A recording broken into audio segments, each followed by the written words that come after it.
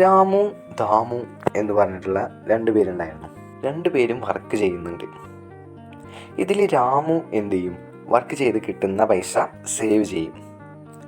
എന്നാൽ ദാമു ആട്ടെ ആ വർക്ക് ചെയ്ത് കിട്ടുന്ന പൈസയൊക്കെ ചിലവാക്കി കളയും. ഈ രാമു ഇങ്ങനെ പൈസ സേവ് ചെയ്യുന്നത് കണ്ടിട്ട് ദാമു എപ്പോഴും രാമുവിനെ കളിയാക്കും. പക്ഷേ രാമു അതൊന്നും കാര്യമാക്കില്ല.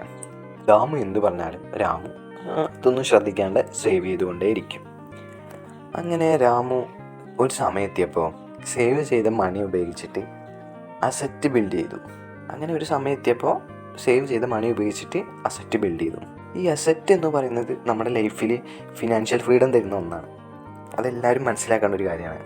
അങ്ങനെ ഈ അസറ്റ് ബിൽഡ് ചെയ്ത് കുറേ കാലം കഴിഞ്ഞപ്പോൾ രാമുവിന് ഫിനാൻഷ്യൽ ഫ്രീഡം എന്നുള്ള ആ സക്സസ്സിലേക്ക് എത്താൻ പറ്റി.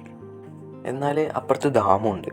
ദാമു എങ്ങനെയാണ്? പൈസ സേവ് ചെയ്യില്ല, ഇൻവെസ്റ്റ് ചെയ്യില്ല, അസറ്റ് ഇല്ല. ദാമുവിന് ചിലവ് മാത്രമേ ഉള്ളൂ. അത് കാരണം ദാമു പോവർട്ടിക്ക് പോയി. ഇതിൽ നിന്ന് നമുക്ക് എന്താ ലാസ്റ്റ് മനസ്സിലാക്കാൻ പറ്റുക?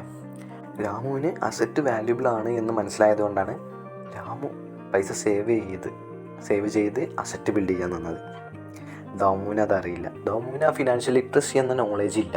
എന്ത് ചെയ്യുക? പൈസ സേവ് ചെയ്യുക അല്ലെങ്കിൽ ഇൻവെസ്റ്റ് ചെയ്യുക, എന്നിട്ട് അസറ്റ് ബിൽഡ് ചെയ്യുക. മനസ്സിലായെന്ന് വിചാരിക്കുന്നു. Thank you.